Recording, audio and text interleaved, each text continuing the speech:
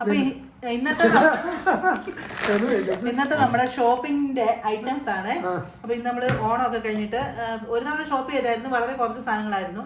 അപ്പൊ അത് കാണിക്കാൻ വേണ്ടി ഒന്നും ഇല്ലാത്തത് കൊണ്ട് ഇന്ന് നമ്മള് എന്നാ പറയുന്നത് കുറച്ച് ഐറ്റംസ് ഒക്കെ നമുക്ക് മേടിച്ചു. അപ്പം ആദ്യം തന്നെ കാണിക്കാൻ നമ്മൾ കുറേ നാളായി പാസ്ത.